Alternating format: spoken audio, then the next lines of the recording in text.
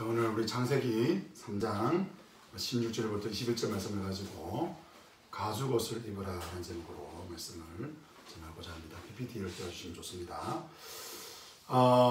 제가 이제 안경을 쓰지 않습니까? 저는 사실 시력이 나빠서 안경을 쓰지 않습니다. 저는 눈을 보호해야 된다 그래가지고 안경을 이제 보호 차원에서 안경을 쓰는데 어떻게 좀 멋있어 보입니까? 네, 감사합니다. 제가 어릴 적에 저희 집이 참 가난했습니다. 그래서 뭔가 이렇게 형제들이 3명 있었는데 뭔가 이렇게 제가 먹어야 될 거를 뭐 우리 누나가 먹는다든지 제가 가져야 될 거를 우리 남동생이 가진다든지 이럴 때 굉장히 촉이 신경이 예민해졌습니다. 그래서 한 번은 어느 날 늦은 저녁에 제 누나가 들어오는데 뭔가 달라진 거예요. 봤더니 뭐가 다르더냐? 안경을 쓰고 있는 거예요. 그래서 제가 누나 이 안경 어디서 났느냐 물어봤더니 시내에 가가지고 저 어릴 때 시내는 굉장히 아주 특별한 곳이거든요. 그래서 특별한 시간에만 갈 수 있는 그 시내에 가가지고 안경을 샀다는 거예요. 근데 얼마 줬냐고 물어봤더니 생각은 안 나는데 비쌌다. 이것은 내가 기억이 납니다. 굉장히 비싼 안경을 사온 거예요. 그래 왜 이 누나는 안경을 사주고 나는 왜 안경을 안 썼느냐 따져보니까 누나가 시력이 나빠졌다는 거예요. 그 시력이 얼마냐 물어봤더니 0.1이라고 이야기하는 거예요. 그래서 제가 어떻게 하면 이 눈이 나빠질 수 있는가를 동네 형님에게 물어봤더니 텔레비전을 가까이서 보면 눈이 나빠진다는 거예요. 그것도 불을 끄고 봐야 된다는 거예요.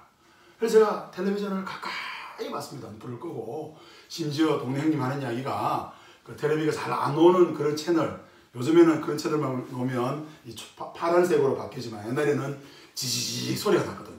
화면이 흔들렸어요. 그거를 계속 지켜봐야 된다는 거예요. 계속 묵상해야 된다. 그래서 제가 그것을 열심히 한 6개월 정도 묵상을 했습니다.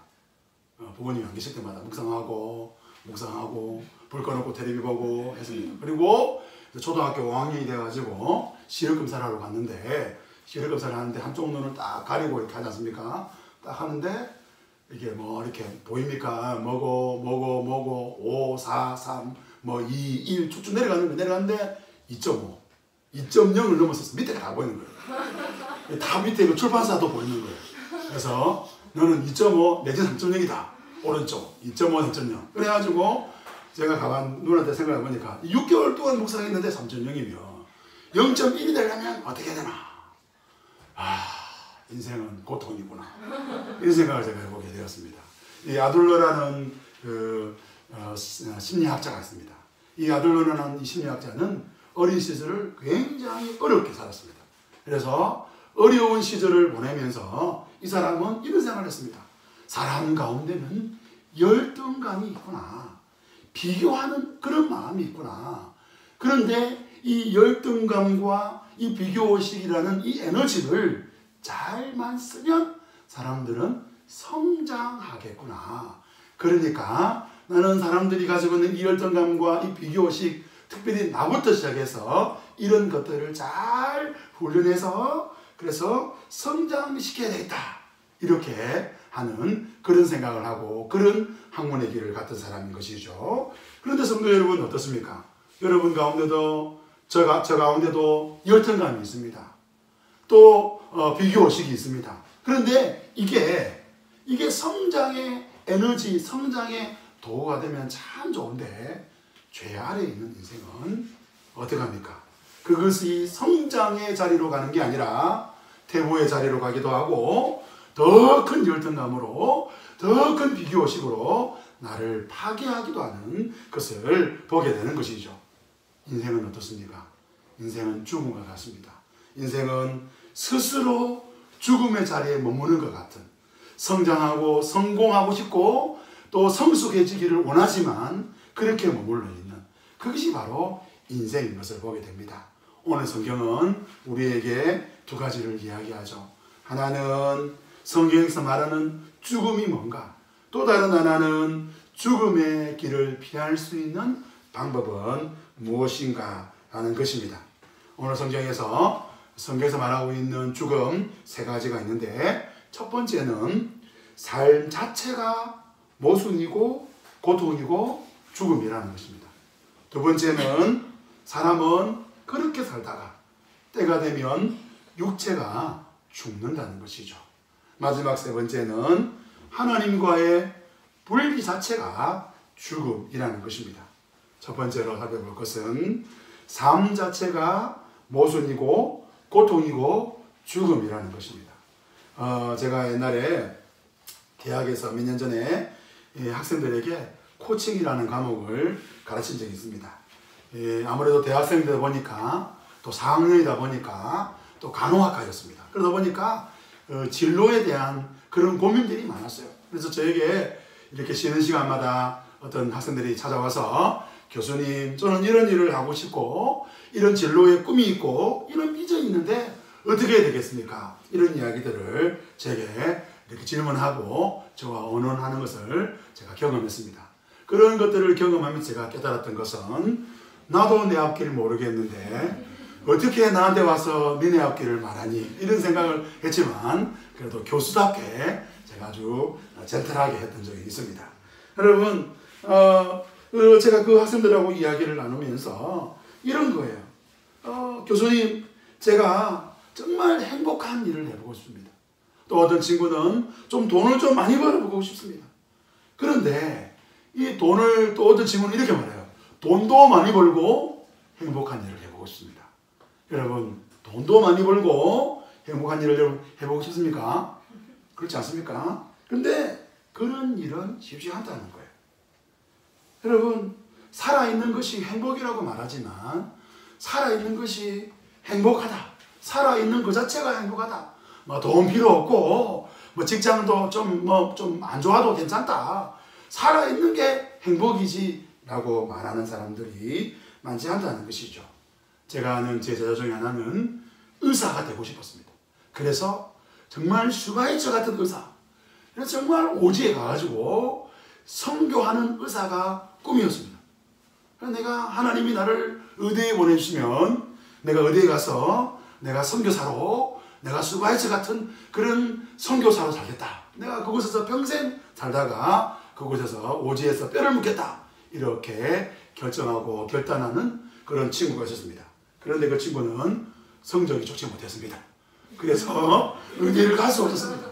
그 친구는 꿈을 하고 기도할 때마다 고통스러워했습니다. 하나님, 나는 의대에 가고 싶은데 성적이 좋지 못했습니다.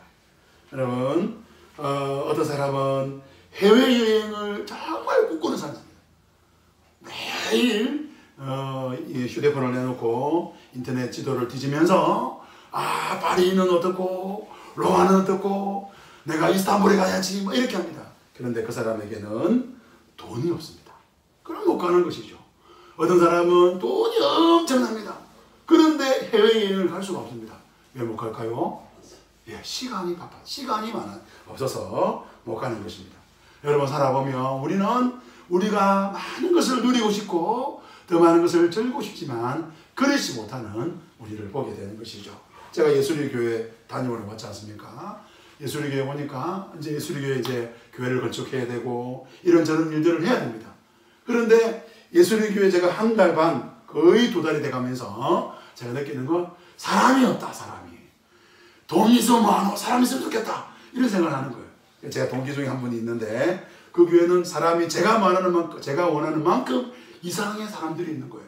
그런데 저에게 이야기하는 이야기가 우리 교회는 재정이 마이너스다. 이런 이야기를 하는 거예요. 예수리 교회가 부럽다. 저는 그 목사님 교회가 부럽습니다. 이 삶 자체가 모순이고 고통인 것을 보게 되는 것이죠. 오늘 본문에 보십시오. 3장 16절입니다. 우리 16절 말씀 같이 한번 읽어보겠습니다. 또 여자에게 이르시되 내가 내게 임신하는 고통을 크게 더하리니 내가 수고하고 자식을 낳을 것이며 너는 남편을 원하고 남편은 너를 다스릴 것이니라 하시고, 이 오늘 본문에 나와 있는 여자를 향한 하나님의 심판, 하나님의 징벌은 이렇습니다. 임신하는 고통, 출산이죠. 출산. 첫 번째는 출산입니다.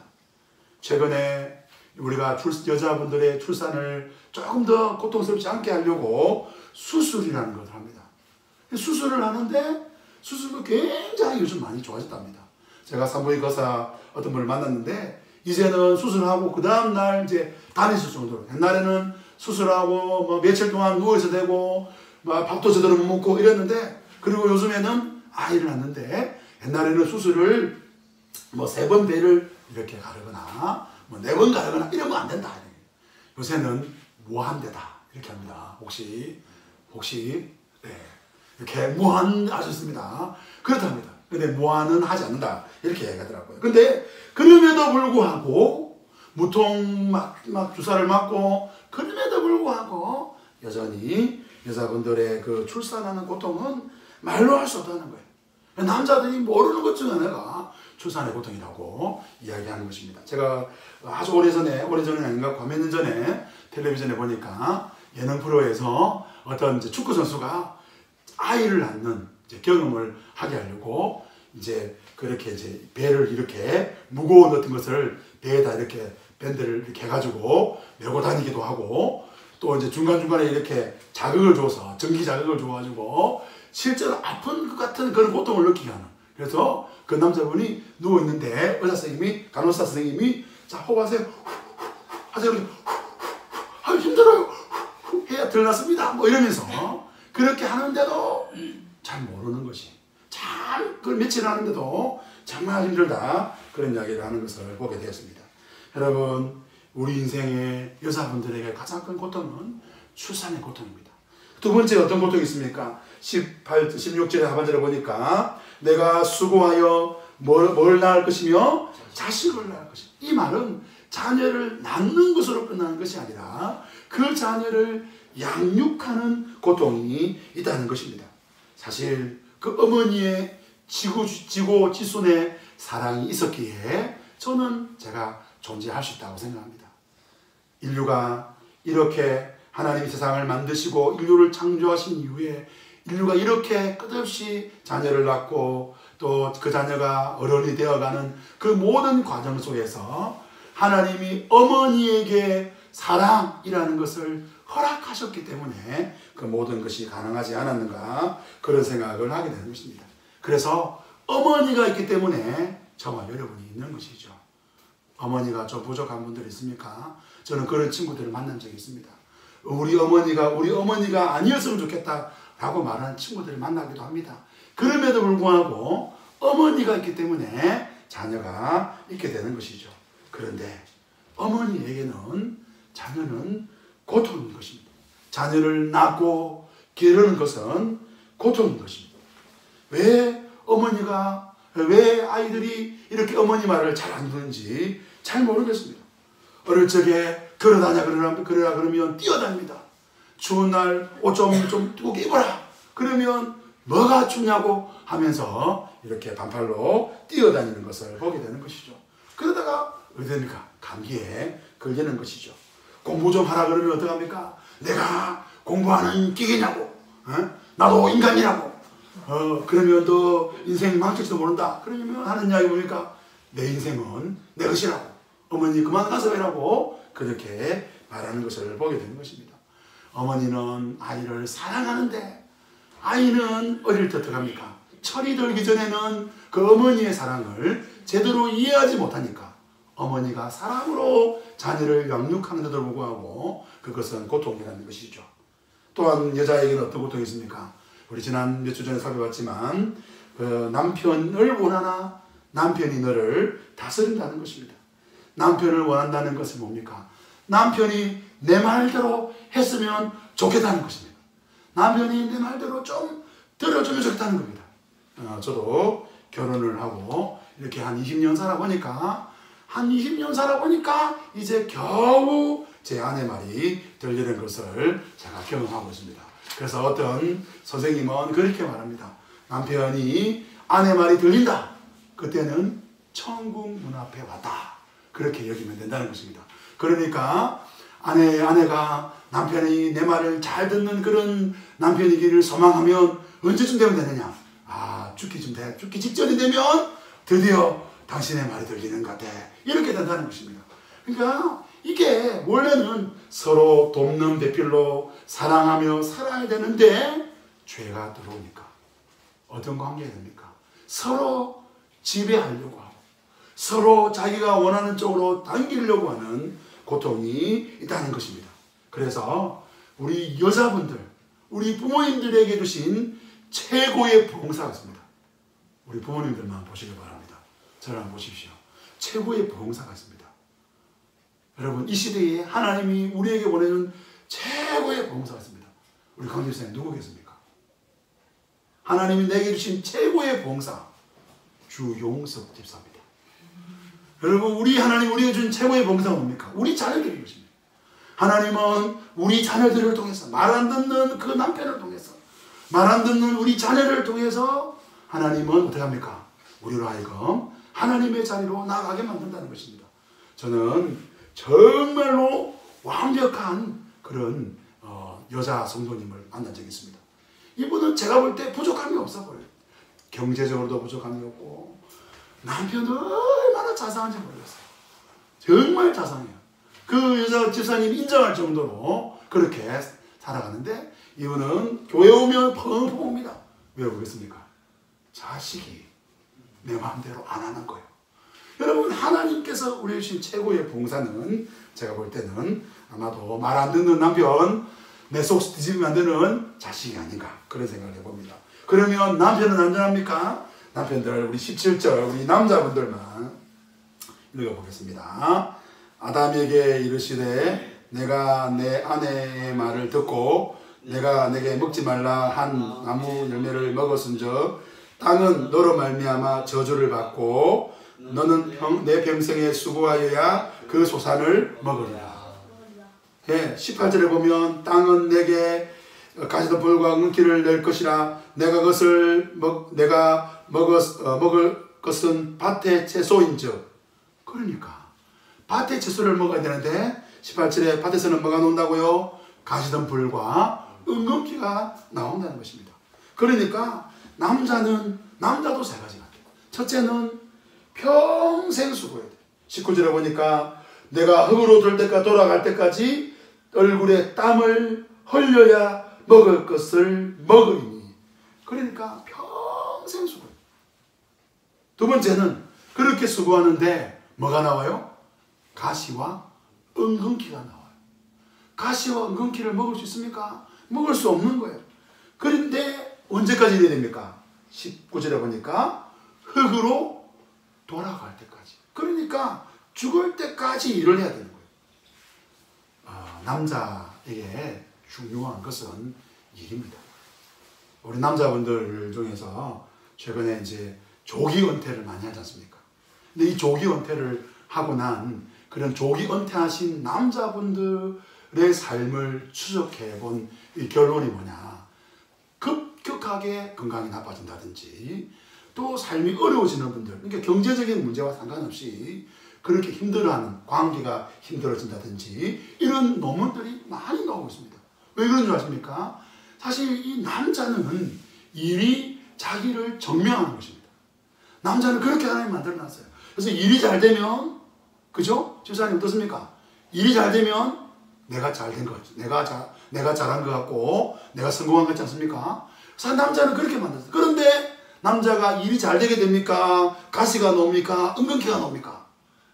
그렇다는 거예요. 일이 잘 돼야 되는데, 밭에 채소가 나와야 되는데, 열심히 했는데 뭐가 나온다고? 가시가 나오고 은근기가 나온다는 것입니다. 우리 남자분들이 일을 많이 합니다. 특별히 우리 현대를 살아가는, 오늘 살아가는 우리 남자분들 정말 일을 많이 합니다. 그런데 그렇게 일을 많이 했더니 뭐가 됩니까? 많은 걸 얻었습니까? 아니요. 건강을 잃지요. 가정을 잃지요. 자녀들을 잃지요. 관계가 깨어지죠. 그러니까 어떻습니까? 이것이 바로 남자의 저주라는 것입니다. 성도 여러분, 우리 인생이 어떻습니까? 우리 인생은 삶 자체가 모순이고 고통이고 저주라는 것입니다. 이 삶 자체가 죽음이라는 것이죠. 두 번째는 성경에서 말하고 있는 두 번째는 이렇게 살다가 때가 되면 어떻게 된다고요? 죽는다는 것입니다. 19절을 보십시오. 내가 흙으로 돌아갈 때까지 얼굴에 땀을 흘려야 먹을 것을 먹으리니 내가 그것에서 취함을 입었습니다. 그 다음부터 읽겠습니다. 너는 흙이니 흙으로 돌아갈 것이니라 하시니라. 그렇습니다. 여러분, 살만 하면 뭐가 찾아온다고요? 죽는다는 것입니다. 아내가 볼 때 드디어 남편이 내 말을 좀 듣는다 하면 그때야 비로소 죽는다는 것입니다. 사람이 변해야지요. 변해야 됩니다. 그런데 어떤 분은 사람이 40을 넘어서 변하면 드디어 이제 죽을 날이 멀지 않았다, 그런 이야기 합니다. 변하는 것, 이제 살만한 것, 그러면 드디어 죽음이 찾아온다는 것이죠. 저는 어떤 성도님을 이렇게 병문안하면서 호스피스 병동을 가본 적이 있습니다. 저는 호스피스 병동이 굉장히 조용할 줄 알았어요. 그런데 그 호스피스 병동에서 한 병동은 사람들을 묶어놨습니다. 그 왜 묶어놨는지 보니까, 이유를 보니까 이 사람들이 뭐 정신질환이 있거나 이 사람들이 돌아다녀서가 아니라 너무 고통스러웠어요. 이게 어떤 질병이 왔는데, 암이라든지 어떤 질병이 왔는데, 이 진통제, 마약류에 가까운 굉장한 그런 진통제를 놔도 사람들이 그 고통을 이길 수가 없는 거예요. 그래서 그 죽어가면서도 힘이 다 빠졌는데도 너무 고통스러워하고 움직이니까 몸이 이렇게 다치니까 사람을 꽁꽁 묶어놓는 거예요. 꽁꽁 묶어놓는데도 고함을 지르는 거예요. 어떤 사람은 입에 재갈을 불리나더라고요. 이빨이 다 부러진다는 거예요. 그렇게 고통하다가 어떡합니까? 죽는다는 거예요. 참 다행인 것은 제가 만났던 그리스도인들 중에서 호스피스 병동에서 똑같은 고통이 오는데 하나님께서 그분들을 위로하심으로 편안하게 가는 그런 분도 제가 보았습니다. 여러분, 사람은 죽음을 피할 수가 없습니다. 우리 히브리서 9장 27절 말씀 한번 찾아보겠습니다. 히브리서 9장 27절입니다.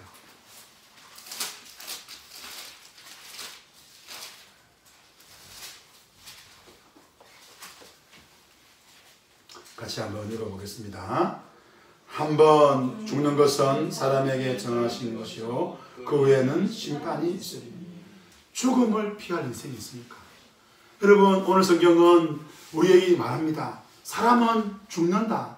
그 이후에 뭐가 있다고요? 심판이 있다. 이것을 기억하라고 하나님은 히브리서 기사를 통하여 말씀하는데, 사단도 우리를 이렇게 공격합니다. 그러면 죽는다. 그렇게 살면 죽을 수 있다. 그렇게 미련하게 살지 마라. 그렇게 말하는 것이죠. 사단은 세상을 믿으라고 말합니다. 그래야 살 수 있다고 말하죠. 그러나 성경은 우리에게 말합니다. 세상을 믿든 세상을 믿지 않든 무엇을 바라보든 사람은 뭐요? 다 죽는다는 것입니다. 죽음을 피할 수가 없습니다. 그래서 어쩌면 그런 것 같아요. 우리가 이 땅을 살아가면서 이런 거 있지 않습니까? 더우면 뭐라 그래요? 더워서 죽겠다 그러잖아요. 추우면 뭐라 그래요? 추워서 죽겠다 그러잖아요. 배가 부르면 뭐라 그래요? 배불러서 죽겠다 그래요. 힘들면 뭐라 그래요? 힘들어서 죽겠다 그래요. 재미난 거 봤어요. 너무너무 재미나서 죽겠다 그래요. 우리가 어쩌면 우리 인생은 죽음을 향하여 가는 것이죠. 왜 이렇게 죽음을 향하여 갈 수밖에 없습니까? 우리는 마치 시한폭탄처럼, 우리는 마치 어떤 시계 바늘처럼 어떤 것을 향하여 죽음을 향하여 달려갈 수밖에 없는 육체의 죽음을 맞이하고 그 이후에 하나님의 심판을 경험할 수밖에 없는 인생일까요? 그 이유가 세 번째로 나오는 것입니다. 그 이유는 바로 하나님과의 분리 자체가 죽음이라는 것이죠. 선악을 알게 하는 나무 열매를 먹는 그 순간 아담과 하와는 하나님과의 분리가 이루어진 것입니다. 여러분, 아담과 하와가 선악을 알게 하는 나무 열매를 먹고 난 뒤에 하나님께서 에덴에서 내쫓으실 때에 창세기 3장 22절부터 24절에 보면 우리가 조금 이해 안 되는 말씀이 나옵니다. 어떤 말씀입니까? 22절부터 24절 제가 읽어드리겠습니다. 여호와 하나님이 이르시되 보라, 이 사람이 선악을 아는 일을 우리 중에 하나같이 되었으니 그가 그의 손을 들어 생명나무 열매를 따먹고 영생할까 하노라 하시고, 여호와 하나님이 에덴 동산에서 그를 내보내어 그의 근원이 된 땅을 갈게 하시니라. 이같이 하나님이 그 사람을 쫓아내시고 에덴 동산 동쪽에 그룹들과 두루두는 불칼을 두어 생명나무의 길을 지키게 하시니라. 여러분 좀 이해가 되지 않습니까? 하나님이 그 생명나무 열매 아까워서, 그래서 아니 이 인간 벌 받아야 되는데, 아니 아담과 하와 벌 받아야 되는데, 아니 어떻게 이 인간들이 지혜로워져서 생명나무 열매 따면 어떻게, 그리고 영생하면 어떻게 안 돼! 라고 해서 지켰을까요? 그렇지 않다는 것입니다. 여러분, 저는 우리 인생이 죽음이라는 것이 참 감사다, 그런 생각을 해봅니다. 생각해 보십시오. 우리 중에는 그런 분들이 많지 않지만, 만약에 우리 중에 정말 맞지 않는, 정말 한순간도 부부로서의 그런 어떤 감정을 느낄 수 없는 그런 남녀가 있다고 생각해 보세요. 남편과 아내 있다고 생각해 보세요. 그분들이 말씀대로 이혼하지 않고 살아야 된다면 그분들에게 복이 있습니다.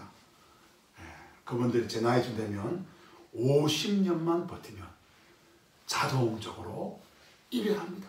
얼마나 감사합니까? 저는 평생의 소원이 하나 있습니다. 제 소원이 하나 있습니다.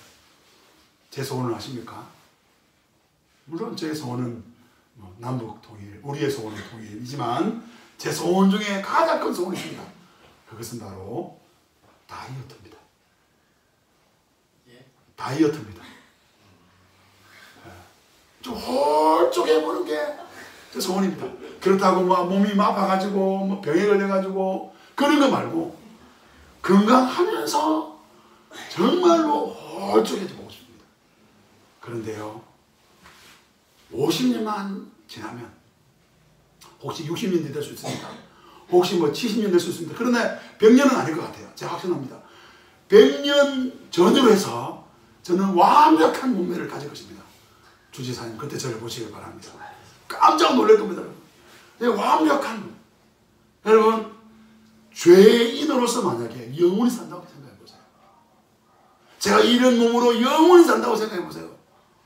못 삽니다. 저의 이런 모순이고 갈등이고 고통인 이 삶을 영원히 산다. 어떻게 삽니까? 자식을 1000년 동안 키워야 된다. 키울 수 있겠습니까? 저는 못 키웁니다. 못합니다. 물론 제 자녀들 너무 사랑스럽죠. 그런데 20년 정도로 만족합니다.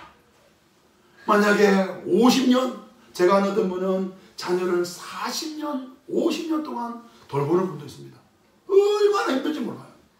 자식이 쏙을 썩여가지고. 그런데 그분들에게 또 복이 있습니다.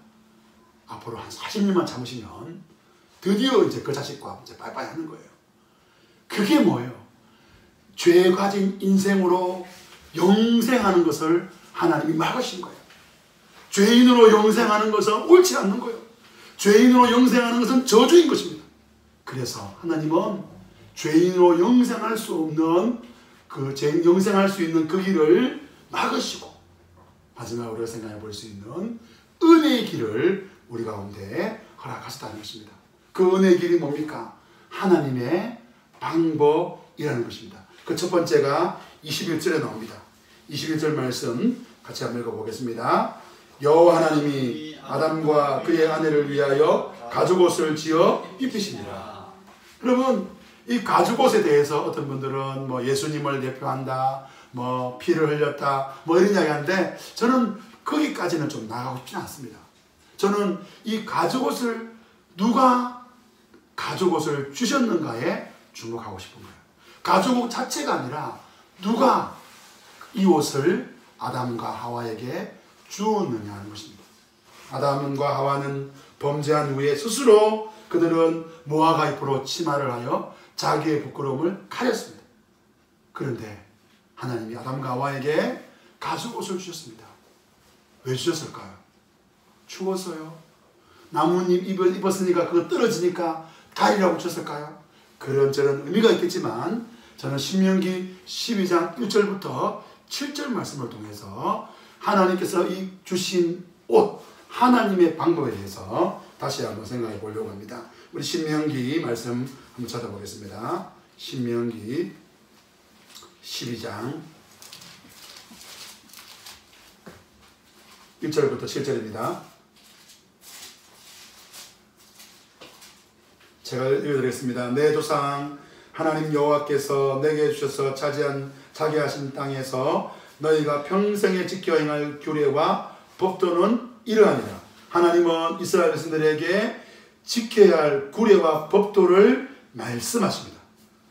2절에 보니까 너희가 쫓아낼 민족들이 그들의 신들을 섬기는 곳은 높은 산이든지 작은 산이든지 푸른 나무 아래든지 막론하고 그 모든 것을 너희가 마땅히 파멸하여 그 제단을 헐며 조상을 곁들이고 아세라상을 불사르고 또 그 조각한 신상들을 찍어 그 이름을 그곳에서 멸하라. 너희 하나님 여호와께서는 너희가 그처럼 행하지 말고 오직 너희 하나님 여호와께서 자기의 이름을 두시려고 너희 모든 지파 중에서 택하신 곳인 그 계실 곳으로 찾아 나아가. 어떻게 합니까? 7절 읽겠습니다. 7절 말씀 읽어보겠습니다.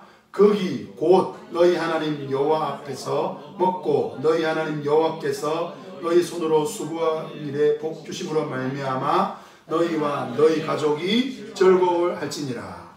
그렇습니다. 하나님은 하나님이 원하는 방식으로 예배하라고 그렇게 말씀하고 있는 것입니다. 하나님이 원하는 장소에 가서 하나님이 원하는 방법대로 예배하는 것입니다. 너희가 차지할 그 가나안 땅에는 그들이 섬기는 신들이 있다는 겁니다.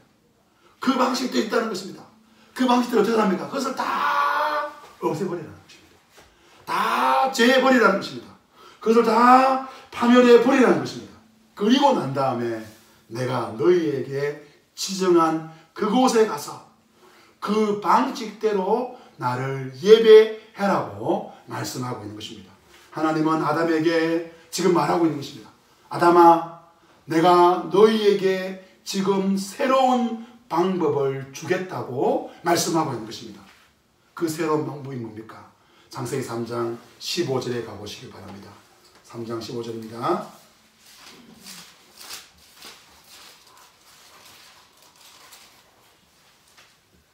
같이 읽읍시다.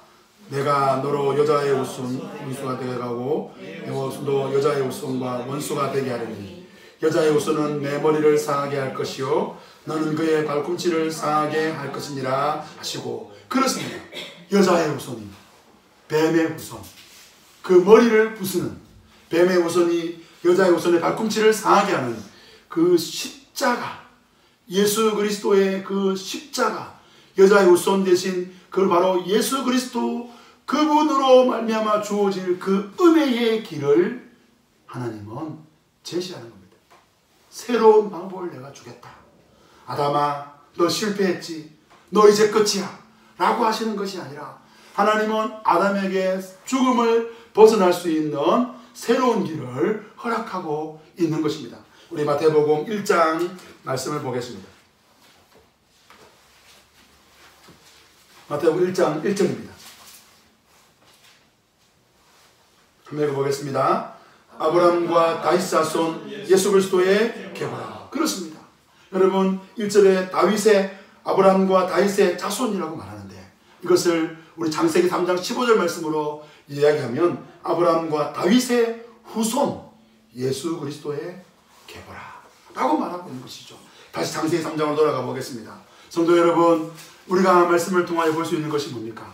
하나님은 실패한 아담에게, 그래서 삶 자체가 죽음이고, 그래서 죽음, 육체의 죽음을 향하여 달려갈 수밖에 없는 그 아담, 아니 본래 하나님과의 분리로 말미암아 죽어버린 그 아담에게 하나님은 새로운 길을 허락하고 계신다는 것이죠. 그래서 아담이 그 모든 것들을 다 듣고 난 다음에 20절에 아담이 이렇게 노래하고 있습니다. 20절 말씀 한번 읽어보겠습니다. 아담이 그의 아내의 이름을 하와라 불렀으니 그는 모든 산자의 어머니가 됨이더라. 그렇죠. 하나님께서 하나님의 계획이 이러하구나. 하나님이 여자의 후손 하와를 통하여서 하나님께서 나를 구원하시고 하와를 구원하시고 모든 인류를 구원하시겠구나. 하나님이 죄된 인생, 죽음을 향하여 달려갈 수밖에 없는 그 인생을 구원하시겠구나 누구를 통하여? 여자의 후손 예수 그리스도를 통하여 구원하시겠구나 라는 고백을 지금 아담이 하고 있는 것입니다. 우리가 살아가는 이 세상은 하나님의 방식, 세상의 방식이 충돌하고 있습니다. 오늘 수많은 그리스도인들 가운데서 지혜롭다고 말하는 그리스도인들은 어떻게 합니까? 하나님의 방식과 세상의 방식을 저울질합니다. 저울질해봅니다. 그래서 어떻게 합니까? 더 좋은 것을 선택하는 것이죠. 이것이 하나님의 방법일까요? 예를 들면 이런 것이죠. 돈을 어떻게 써야 될까? 11조를 하는 게 낫겠다. 11조를 하지 않는 게 낫겠다. 그거를 살펴보는 거예요. 그래서 지혜롭게 선택해 보는 거예요. 세상의 방식과 하나님의 방식을 선택해 보는 것이죠. 주일 하나님 앞에 예배하는 것이 옳겠다. 아니면 이날 좀 다른 것을 하는 것이 옳겠다. 이것을 선택해 저울질 해보는 거예요. 그래서 이게 더 옳겠다 라고 선택하는 혼합주의가 오늘 교회 안에 들어왔습니다. 성도 여러분, 하나님은 우리에게 예수 그리스도를 통한 기독교 세계관, 하나님 방식에 대하여 말씀하고 있습니다. 이제 아담은 새로운 길이 없습니다. 아담에게는 딱 오직 한 길밖에 없는 것입니다. 가죽옷을 입고 그리고 여자의 후손을 기다리는 것입니다. 저와 여러분에게 묻기를 원합니다. 여러분들은 이 삶을 살아가실 때 아마 경험하실 것입니다.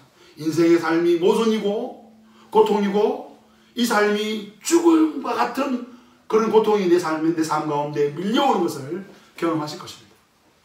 그리고 우리는 우리 주변에 사랑하는 사람들이 때가 되니까 죽는 것을 보게 될 것입니다. 어쩌면 때로는 준비되지 않았는데 어느 날 내 사랑하는 주변 사람들이 죽는 것을 볼 것이고 나도 준비되지 않았는데 어느 날 죽는 것을 보게 될 것입니다. 아니, 본래 하나님과의 영적인 분리 가운데 있는 죽음을 경험할 수도 있는 것이죠. 그런 우리에게 하나님은 새로운 길, 여자의 후손 예수 그리스도를 허락하셨습니다. 주님을 붙잡으시기를 바랍니다. 새로운 길을 의지하시기를 바랍니다. 이 길만이 우리의 길이고 이 길만이 생명의 길이라는 것을 선택하시기를 바랍니다. 이제 가족끼리 또 우리 주변의 성도들끼리 오늘 들을 말씀을 가지고 서로 나누는 시간을 가지겠습니다.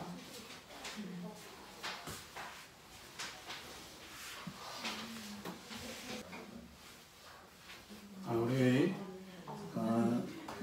찬양하기를 원합니다. 우리가 돌아보면 우리가 이 땅의 삶 자체가 힘들 수밖에 없고 낭망할 수밖에 없는 것이죠. 하지만 우리가 우리 하나님께서 주신 가죽옷의 길, 그 예수 그리스도의 그 십자가의 길을 걷는다면 하나님이 모순이고 고통스럽게 없는 이 죽음 같은 이 삶 가운데서 우리의 손을 잡아주시고 우리와 함께 하시고 우리를 통하여 하나님의 나라를 이 땅 가운데 세워 가실 것입니다. 우리 힘들고 지쳐 찬양하겠습니다. 힘들고 지쳐 낭만하고 넘어져 일어날 일 전혀 없을 때에 조용히 다가와 손 잡아주시며 나에게 말씀하시네. 나에게 실망하며 내 자신 연애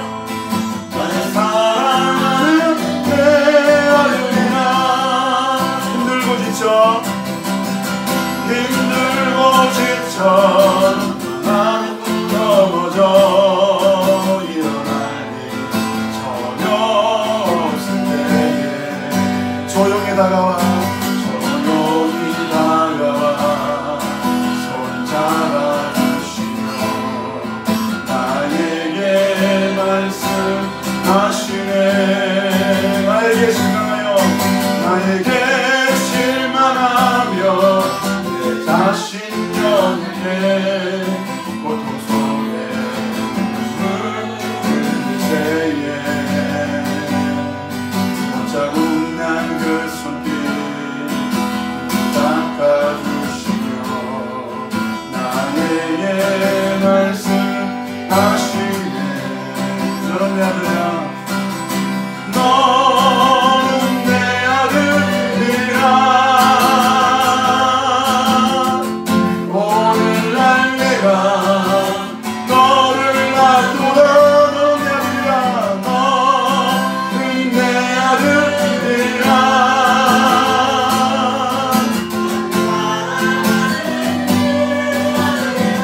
언제나 변함없이 언제나 변함없이 너는 내 아들이라. 나의 십자가부터 나의 십자가부터 세상의 그 고통으로 내가 너를 낳았으니 너는 내 아들이라. 너는 내 아들이라. 오늘날 내가 너를 놔두나. 너는 내 아들이라. 나의 사랑하는 내 아들이라.